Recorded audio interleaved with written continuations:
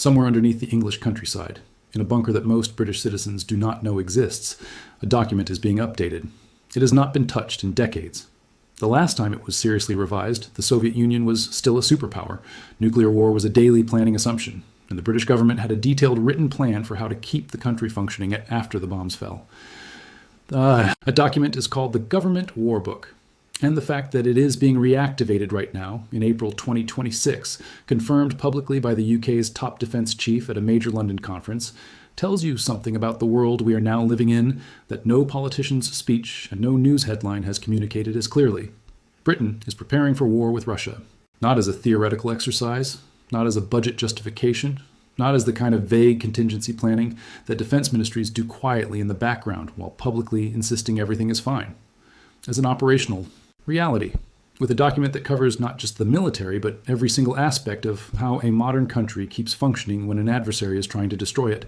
Food stockpiles, regional governments with absolute emergency powers, censorship of private communications, civilian roles in national defense, the emptying of hospitals, the movement of art treasures out of London. Every detail, updated for a world of drone swarms and cyber attacks and severed undersea cables, being written into a plan that Britain's leaders fully expect they may one day have to use. By the end of this video, you are going to understand exactly what the Government War Book is, what it contains, why it is being revived right now, what it tells us about how seriously British intelligence and military leadership believe a confrontation with Russia is coming, and why the era of European peace that most people alive today have taken completely for granted is officially over. To understand why the revival of the Government War Book is such a significant moment, you first need to understand what it actually is and where it came from. The War Book is not a single document. It is a comprehensive operational framework, originally running to 16 chapters, that tells the British government precisely what to do at every stage of a transition from peacetime to total war. Not what to consider, not what to discuss, what to do, step by step, with specific responsibilities assigned to specific officials, specific timelines attached to specific actions, and specific contingency plans for every scenario from a conventional military attack to a full nuclear exchange. The document has its origins in the First World War. It was maintained, updated, and exercised throughout the 20th century. During the Cold War, it was the centerpiece of British national security planning, revised regularly, rehearsed in exercises held every 2 years by senior civil servants, and treated as one of the most important classified documents in government. In 2009, the renowned British historian Peter Hennessy, who holds the title Baron Hennessy of Nymsfield and has spent his career studying the inner workings of British government, was given rare access to a Cold War-era version of the plan. He described what he found with genuine amazement. He told the BBC that the surprise was the width and magnitude of it. 16 chapters, he said, to get the nation from a peacetime footing to a total war footing. He called it a remarkable enterprise, and remarkable is exactly the right word. The Cold War version of the War Book assumed that Britain might have as little as 7 to 28 days of warning before a Soviet attack. In that window, the entire structure of British government and society would be transformed. The country would be divided into 12 regions, each governed by a cabinet minister with wide emergency powers, assisted by senior military officers, police chiefs, and judges, all operating from hardened bunkers. A central government. A shelter built under the Cotswolds would house the most senior officials.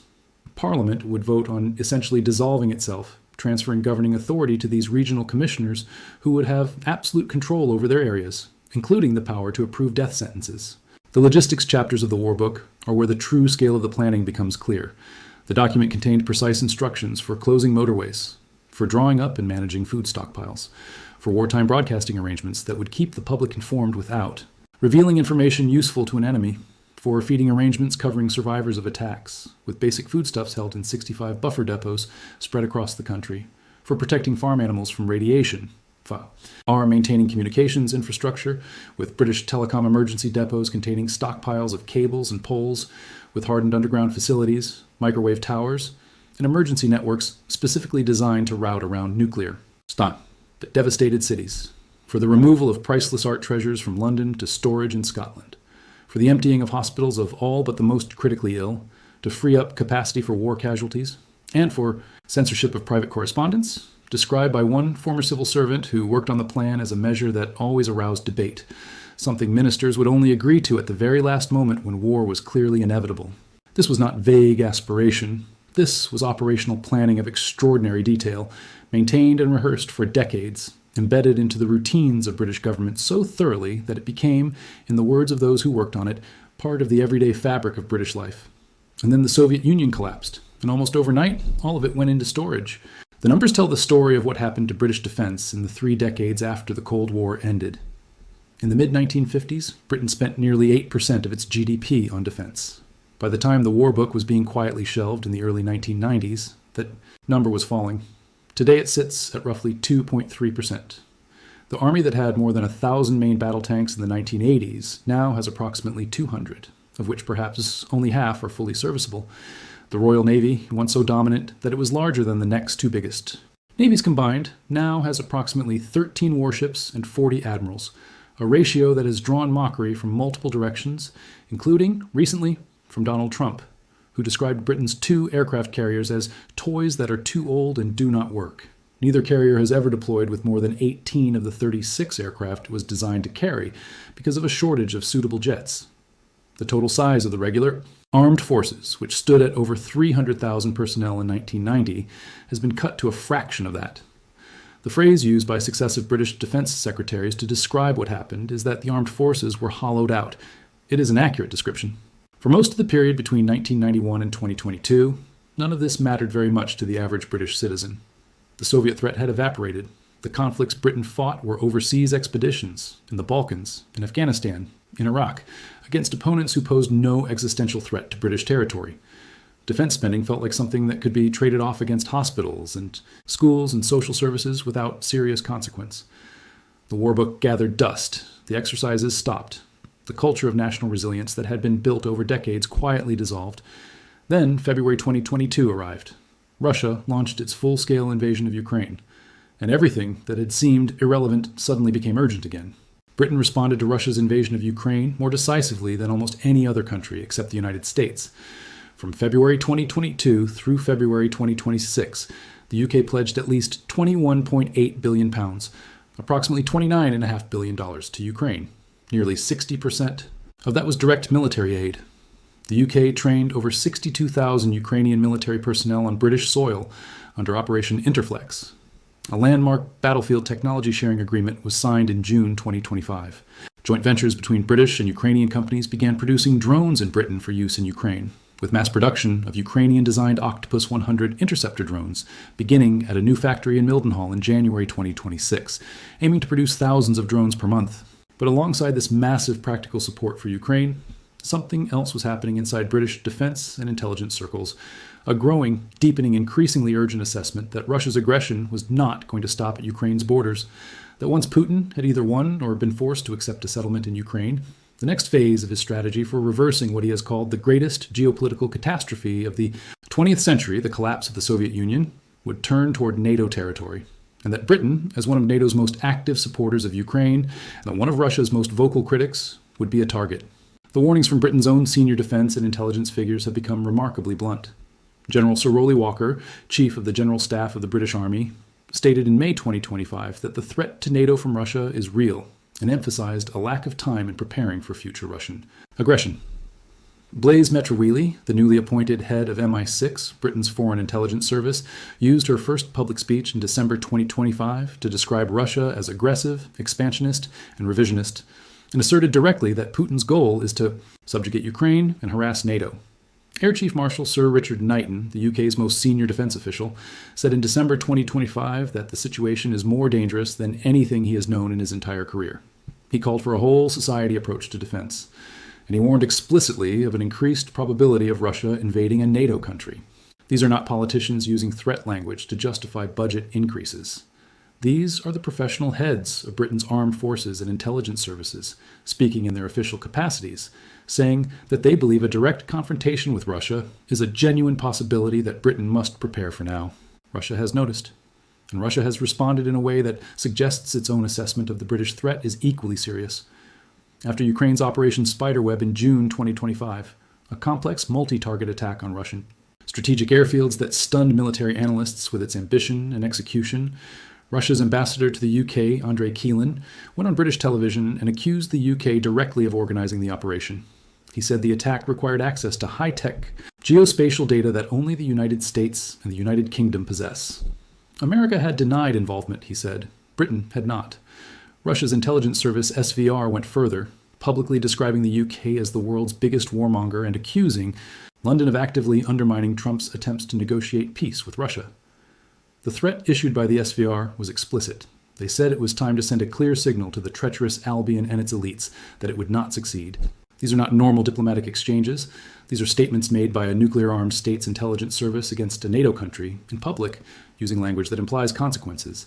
And they are happening alongside a documented pattern of Russian gray warfare operations against Britain and its European allies, cyber attacks on critical infrastructure, disinformation campaigns targeting British public opinion, drone incursions, sabotage operations against industrial facilities, and most recently, what British Defense Secretary John Healey described as a covert Russian submarine operation lasting over a month, involving 3 Russian submarines that were tracked by British and Allied forces around the UK's critical undersea cables and pipes. Every mile of that deployment was tracked, Healey said. No cables were ultimately damaged. But the operation happened, and the fact that Russia was willing to deploy submarines to probe Britain's undersea infrastructure tells you precisely what Russia is thinking about as targets in a future conflict. This is the context in which the government war book is being revived. Not because war is considered imminent, not because British leaders are expecting Russian missiles to start falling on London next week, but because the assumption that has underpinned British assumption that peace in Europe is stable, reliable, and essentially permanent has been formally abandoned. The era of peace is over, not because the shooting has started, but because the professional military and intelligence leadership of one of the world's major powers has concluded that the period of relative safety that followed the Cold War is ending, and that Britain must prepare now, across its entire society, for what may come. The new war book, as described by Knighton at the London Defence Conference in April 2026, draws on the Cold War experience, but updates it for the modern threat environment. He described it as being in a modern context, with a modern society, with modern infrastructure. The threats it must address are fundamentally different from those the Cold War version was designed to counter. A Russian nuclear strike on British cities remains a possibility that cannot be ignored, but the more immediate and more likely threats are different in character. They are threats designed to degrade and paralyze rather than destroy outright. Cyber attacks that knock out power grids and water treatment systems, drone and missile swarms targeting critical infrastructure, the severing of undersea cables that carry virtually all of Britain's internet and financial communications traffic, disinformation campaigns that undermine public trust in government and military institutions. These are threats that the Cold War War Book was not designed to address, and that require a fundamentally different approach to resilience. Protecting critical national infrastructure is central to the new plan. Knighton said explicitly that when Britain renews its water infrastructure, its electricity systems, its transport networks, it needs to think about the threat of action from an adversary above the threshold of conventional war, not just hybrid threats. This means building hardening and redundancy into civilian infrastructure at a scale and cost that peacetime economics would never have justified. It means designing power grids and water systems to keep functioning after targeted attacks. It means creating communication networks that can operate when the primary cables and satellites have been taken out. It means coordinating this across government, industry, and the private sector in ways that have not been attempted in Britain since the Cold War.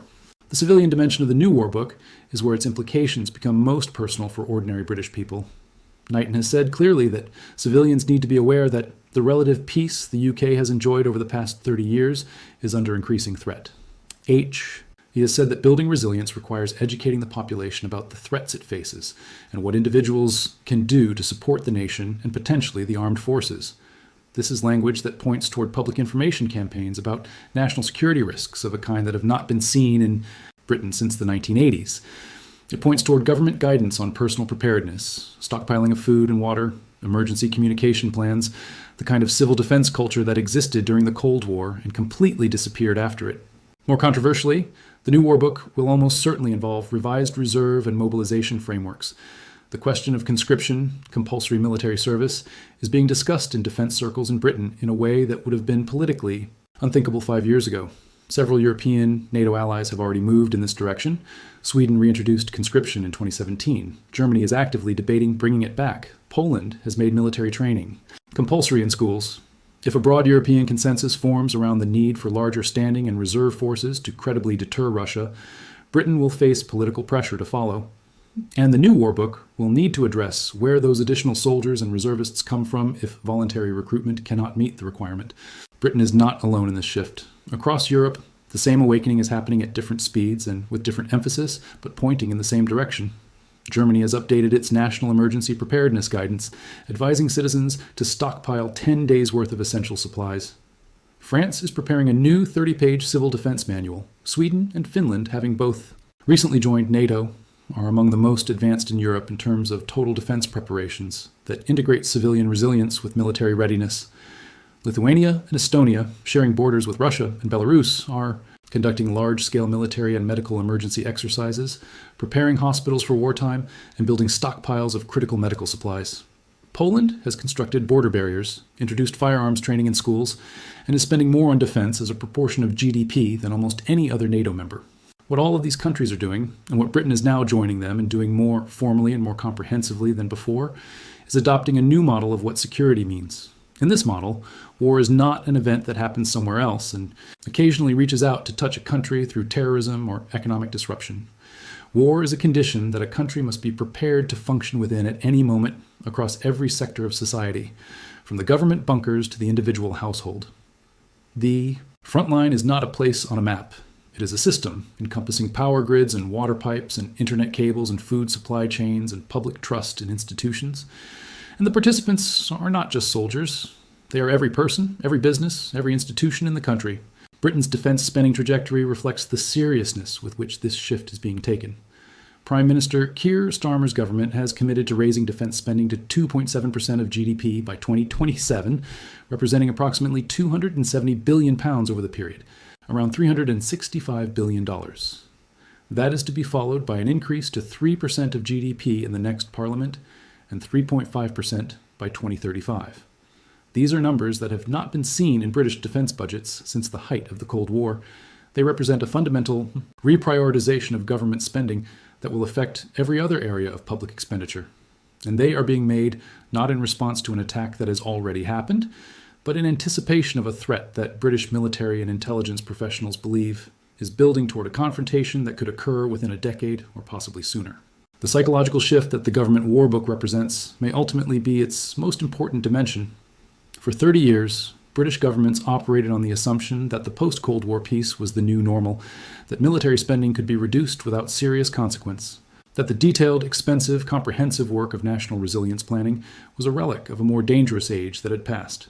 The revival of the war book is the formal public official abandonment of that assumption.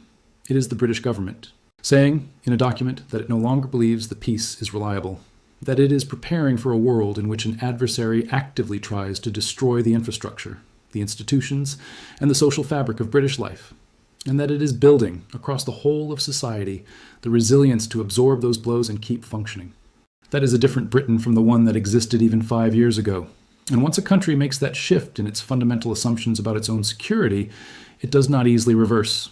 The war book will be written. The exercises will resume, the stockpiles will be built, the infrastructure will be hardened, the public will be educated, and the culture of national resilience that was built over decades and then allowed to dissolve will be rebuilt for a new era and a new threat by a country that has finally accepted that the era of peace it enjoyed for 30 years is over, and that what comes next requires preparation of a kind that the last generation never had to make.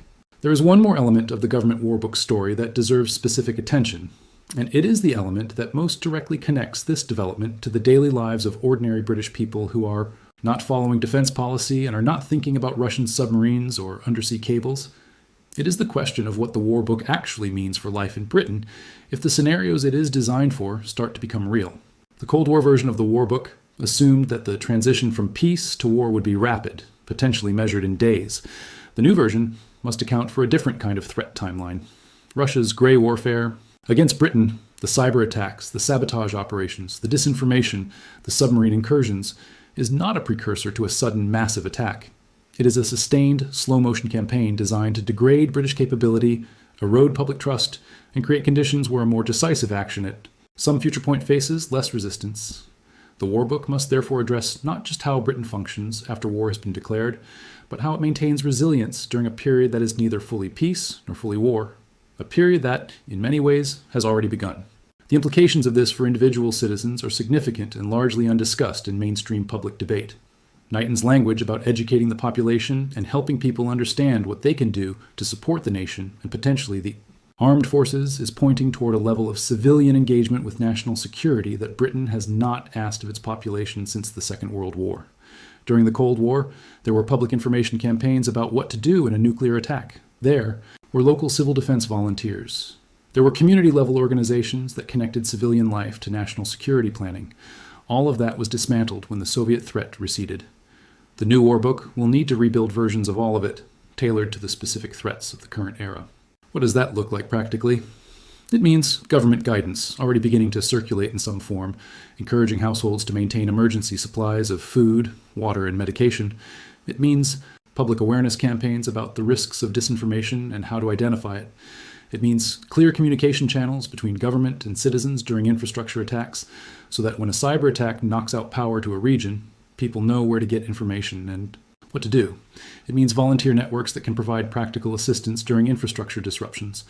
And it means a cultural shift in how the British public thinks about its relationship to national security, not as something that governments and soldiers handle in the background while civilians go about their normal lives, but as something that involves every person, every household, every community. This cultural shift is perhaps the hardest part of what the War Book is trying to achieve. You can build stockpiles, you can harden infrastructure, you can update military equipment and increase defense spending. These are difficult but fundamentally manageable challenges, given sufficient political will and financial resources. Changing how an entire society thinks about its own security is a different order of challenge. It requires sustained public communication over years. It requires rebuilding institutional knowledge that was lost when the Cold War infrastructure of civil defense was dismantled. It requires political courage to tell a population that has been told for 30 years that peace is normal and stable, that this assumption was wrong, without triggering panic or undermining the public confidence that resilience depends on. The comparison with other European societies is instructive here. Sweden and Finland have maintained cultures of total defense, in which civilian preparedness is understood as an integral part of national security throughout the post-Cold War period. Swedish citizens receive regular government guidance on what to do in a crisis. Finnish schools include civil defense education. When Sweden and Finland joined NATO, they brought with them institutional and cultural infrastructure for national resilience that most other NATO members have let atrophy. Britain is starting from a more depleted baseline and has more ground to recover. The speed at which the government war book is being revived and the public frankness with which senior defense figures like Knighton are discussing it suggests that British officials believe there is not a great deal of time available. Knighton's remark about a lack of time was directed specifically at military readiness, but it applies equal. And that preparation, however uncomfortable it feels after 30 years of assuming peace, is exactly what the moment demands.